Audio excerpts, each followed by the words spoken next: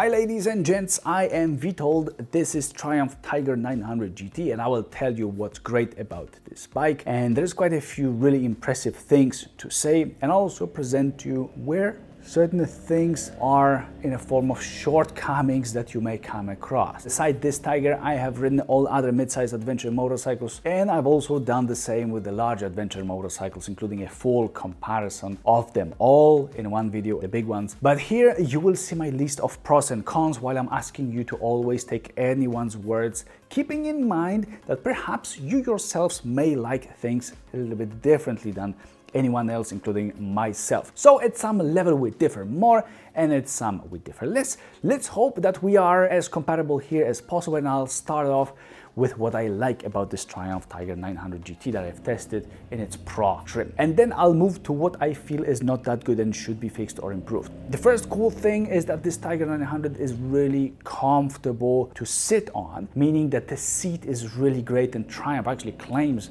that for 2024 they wanted to make it even better.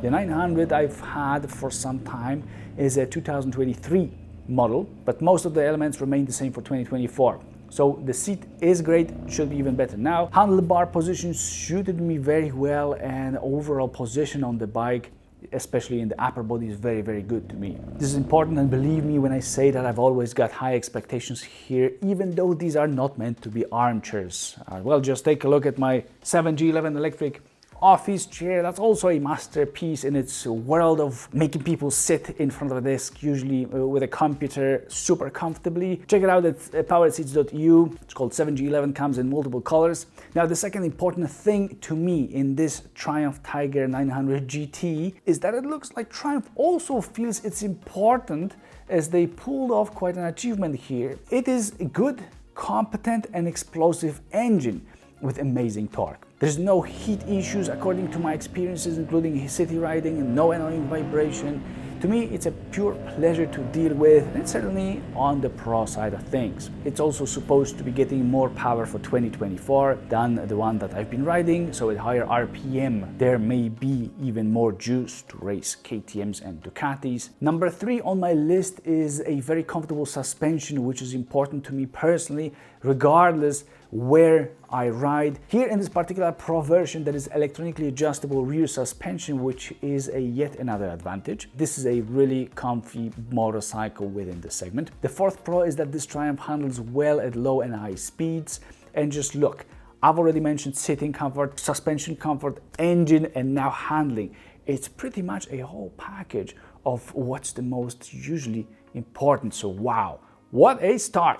But don't you worry, it may always be ruined later on in the video. About handling, it may feel a little floaty and soft in turns when it's set to soft, but that's sort of the point of it, so it comes with the territory. It doesn't impact the feeling of security much though, so all good here.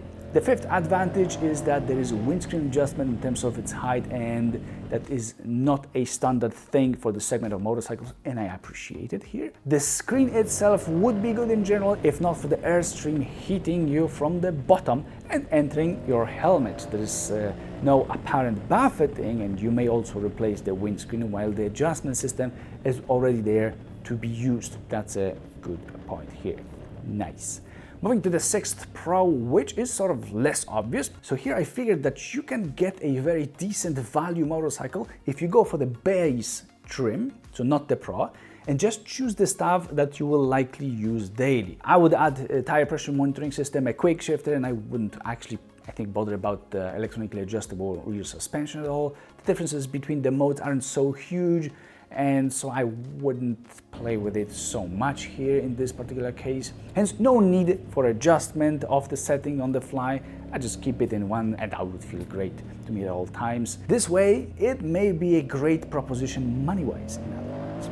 And a separate, last and seventh point on the list of pros, it's overall a good and competent bike that doesn't have any major flaws. It of course could have some more equipment options like keyless access, like a shaft drive, and whatever one would like more, but it's really a good bike no matter who, how, and where would want to ride it. Now let's move to the poo-poo list of features. So what is not so great in such a complete motorcycle, you might ask? First of all, the transmission on any Triumph from the Tiger family, so 1200 GT, 1200 Rally, 900 GT, 900 Rally, it always is imprecise to me, and it is connected to, in my opinion, terrible quick shifter that's also missing gears or even jumping out of gears after they are already engaged. Look, I've got 4 of them on record, and this has always been the case. The lever works hard, the shifts using a quick shifter are slower than I would like them to be, and it may even sort of lock itself, preventing the lever from going at least up in some cases.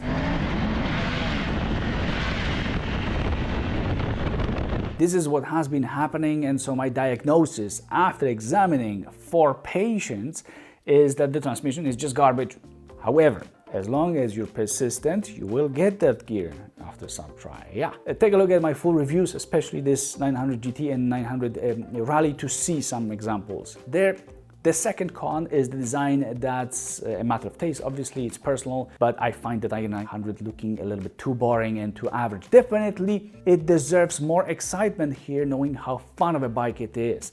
Colors are what further enhances the strength of this opinion. Not very exciting. The third thing on my list is that, well, there could be some equipment that other bikes can have, like keyless access or electronically adjustable front suspension. On the other hand, it's got both heated seats, which are super rare in this segment, and also backlit switches, so a small but nice and useful addition. I'm listing it as a whole point, as it's so close to having it all situation that I think that this feedback could be used, and maybe we could push Triumph actually to give it a little tiny bit more, to be a little bit more competitive there, even more competitive. Not that it's not, it is very much, but just a little bit more, it would be right around the top in terms of equipment. Right now I think there's Ducati Multistrada V2 there. The fourth con is that wind protection that directs the stream of wind into my helmet is throwing stuff inside of my helmet.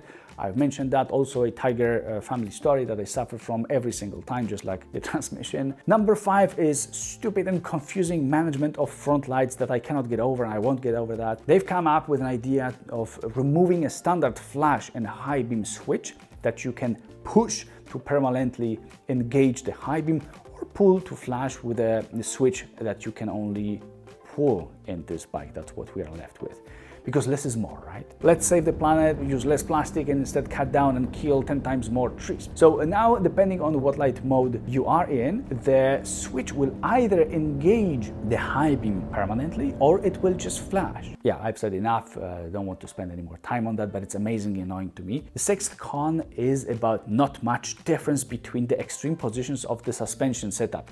Maybe it's because of how well it works in the 1200. It's not very noticeable to me here in the 900, switching from the stiffest to the softest. So in comparison, especially here, the differences are not so large, and it is what it is, and Bob's your uncle, whatever that means. The last, 7th disadvantage is that this bike may lack some of its own style. It's on one hand a similar situation to the case of a Multistrada V2 and the V4, where it's great for the V2 to look like a V4, but here the Tiger 1200 that the 900 looks a lot like, it also doesn't look very much stunning. So following the same path has a different, in this case than Ducati, a less positive outcome for the Tiger 900. I wish it had something to differentiate it from the 1200.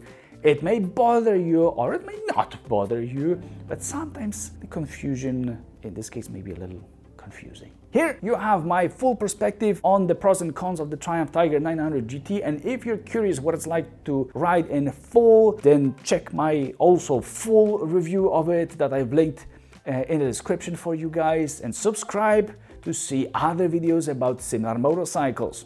Cheers!